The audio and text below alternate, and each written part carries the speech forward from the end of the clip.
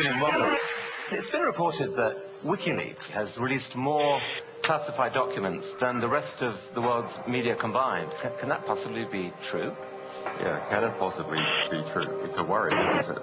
That the rest of the world's media is doing such a bad job that a little group of activists is able to release more of that type of information than the rest of the world press combined.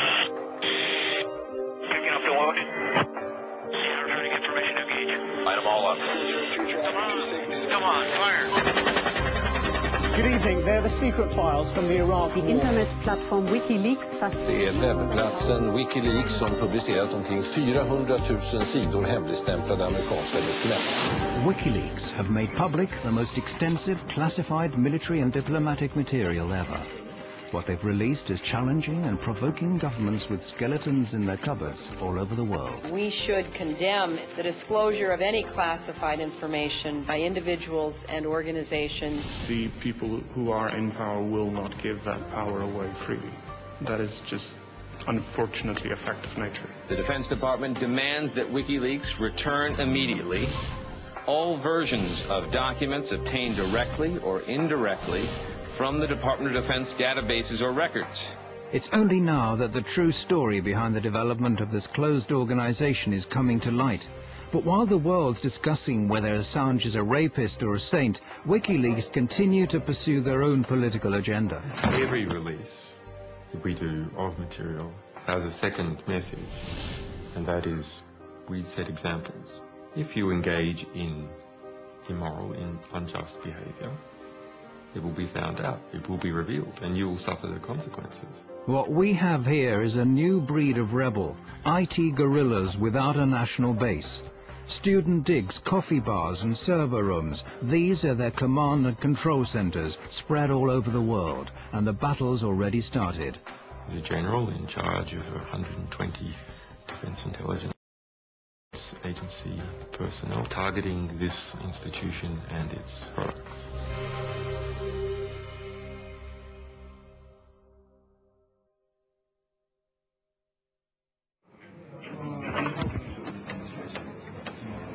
WikiLeaks have become a global force to be reckoned with in record time. It may not be easy to grasp at first, but the release of classified information is just a small step in a long-term political and ideological battle. And that leaking classified information is a weapon and not a means unto itself. The public has a right to know materials, and the historical record has a right to have materials of diplomatic, political, ethical, historical significance. If something is interfering with that process, we will undo it. He's been called the Scarlet Pimpernel of the computer age. If one were to judge him on his looks alone, you could call him a chameleon, given the frequency of his change of hairstyles during the 6 months we've been following WikiLeaks. But if you look under the surface, you'll soon discover that Julian Assange has been revolting against the powers that be for a long time. As a teenager in Australia, he called himself Mendax and got a name for himself as a highly skilled hacker. By the age of 21, he found himself in court pleading guilty to some 20 different charges of hacking. Yeah, I mean, we had a back door in the US Military Security Coordination Center. This is the peak security, for controlling the security of MILNET, the US military internet. We had total control over this for 2 years. The US space agency NASA is one of the victims of the Melbourne computer hacking syndicate. American investigators, including the FBI, contacted Australian authorities with their suspicions. The court was told the men even tampered with the police investigation into hacking at the ANU. The judge, seeing Assange as just an inquisitive young man, fined him a symbolic sum and released him. However, the trial added further fuel to Assange's feelings about the importance of unrestricted information. Together with some friends, he sets up one of Australia's first internet suppliers and gives people with politically sensitive viewpoints a platform from which to publish their opinions. But when one of his customers publishes secret Scientology manuals, this prompts aggressive efforts to censor him.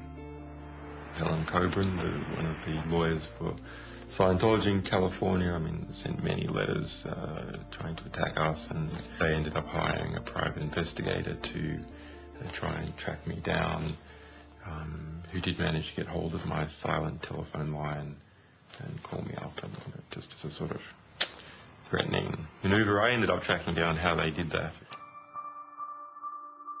Those efforts to censor the site strengthen his conviction that something has to be done against those withholding important information from the public at large.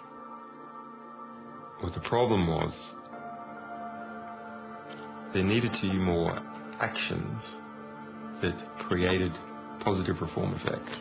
More actions that were just and corrective to injustice. Assange sees disclosures as a preventative instrument. It warns those involved in morally questionable or criminal acts that they'll be found out and will have to face consequences. I understood the significance of disclosures for quite some time. I mean, I registered leaks.org in 1999. In 2006, Assange and a group of like-minded people start building up a special internet service, wikileaks.org, exclusively for people wishing to blow the whistle on abuse of power. His fellow conspirators comprised of hackers and mathematicians. They're located around the world and communicate via a restricted mailing list. From this platform, they start defining their thoughts of building up a worldwide movement to mass publicize classified information. They affirm that this is the most cost-effective political weapon and that they intend to place a new star on the political firmament of man. Any reform that is large-scale must be based upon information, because what else can spread other than viruses? Only information can spread and achieve large-scale reform. Inspired by Wikipedia, WikiLeaks distribute the leaked information to anonymous volunteers to check its authenticity and eliminate any traces of the sender's identity.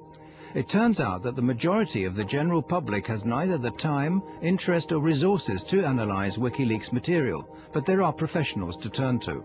In 2006, we hoped that the general public would write analysis articles collaboratively, and not at all true. WikiLeaks come to the conclusion that media are the only channels that have the resources and motivation required to create a real impact. In 2007, WikiLeaks, in association with the British daily newspaper The Guardian, published evidence of former President Daniel Arap Moi having embezzled massive sums from Kenyan state funds. Shortly after that, they release a report about the Kenyan police's use of death patrols. This disclosure causes a great stir, but as an organization, WikiLeaks continue to remain unknown to the general public.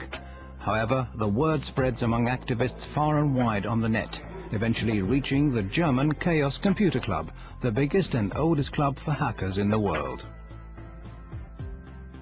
Well, I heard about it in late 2007 from a couple of friends. I started reading a bit more, but I started to understand the value of such a project to society.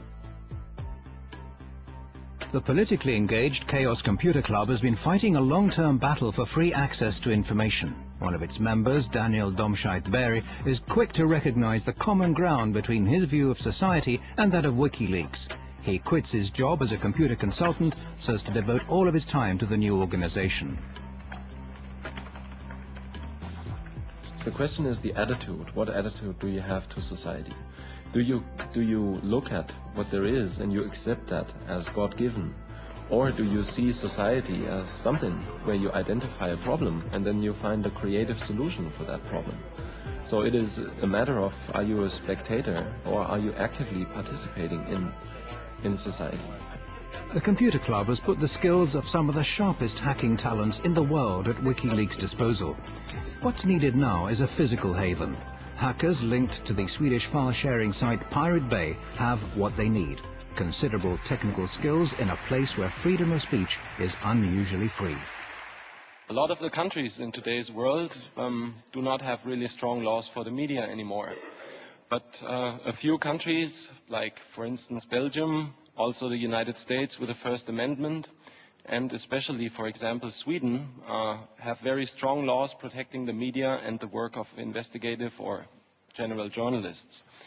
So from our perspective, this is something. If there are any Swedes here, you have to make sure that your country is really one of the strongholds of freedom of information. Sweden has a enviable, although far from perfect, record in protecting publications. It has a practical record within the past few years of protecting internet publications against censorship. And it's precisely Sweden's unique freedom of speech law that prompts WikiLeaks to locate their main site in this unpretentious basement in one of Stockholm's inner suburbs. Det började med en tunneltjänst, att de skulle tunnla trafik här igenom för att kunna kringgå vissa IP-blandningar och sånt som har skett i andra länder där som inte gillar WikiLeaks. Men senare så valde de att ställa även en maskin här där de publicerar materialet ifrån. PRQ offer their customers total secrecy. Their systems prevent anyone from eavesdropping either WikiLeaks chat pages or finding out who sent what to who. Vi erbjuder dels anonymitetstjänster, så kallade VPN-tunnlar, där en klient från utsidan ansluter till våra maskiner som sedan laddar ner den informationen de vill ha. Så om någon försöker spåra dem ifrån slutstationen, så att säga, där informationen kommer ifrån, så kommer de bara komma till våra maskiner. Och härifrån så lämnar inte vi ut några uppgifter om vem som hade det IP-numret vid det här tillfället. PRQ have a track record of being the hardest ISP you can find in the world. There's just no one else that bothers less about lawyers harassing them about content they are hosting. And it's just the attitude that, let's say, works very well with what WikiLeaks was set out to do. Här är våran serverhall. One reason why WikiLeaks need PRQ is that their operations are protected by Sweden's strict freedom of expression laws. Laws which PRQ exploit to the full. Vi accepterar allting som faller under, som är lagligt enligt svensk lag. Så accepterar vi precis allting. Oavsett hur omoraliskt eller förkastligt det kan vara i övrigt, så väljer vi att inte göra några moraliska bedömningar. Det är en informationsbomb som står och väntar istället för de konventionella vapnen. Och förhoppningsvis så kan den här informationen på något sätt stoppa några av de konventionella vapnen. Det är min förhoppning här. And we aren't talking about any old information. It's from these servers at PRQ that WikiLeaks has, for example, made public a manual from the United States Guantanamo Bay Detention Center. A military manual leaked on the internet is revealing details of the way terrorist suspects are being treated at the U.S. naval base at Guantanamo Bay in Cuba. It tells of the use of solitary confinement and humiliation to break down the detainees mentally. Human rights groups have for years been asking the US administration for access to this manual. If you censor important material of this type, we're not just going to criticize you. We're going to take the material that you tried to censor and we're going to spray it all over the world and we're going to stick it in our archives in a way that's never going to disappear. Encourage everyone to get copies of it. WikiLeaks' battle against censorship knows no geographical frontiers.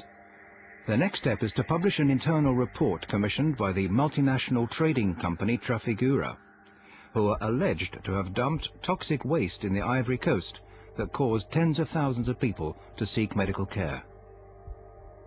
The Guardian newspaper was going to produce a big story on this, and as a result, they were gagged. The company obtained a secret order in court to gag all the press in the UK from reporting anything related to the content of that report and the fact that they had been gagged. In the US, hackers discover that the Republican presidential candidate Sarah Palin is apparently bypassing US transparency laws by using a private email account to conduct government business. WikiLeaks publishes her messages.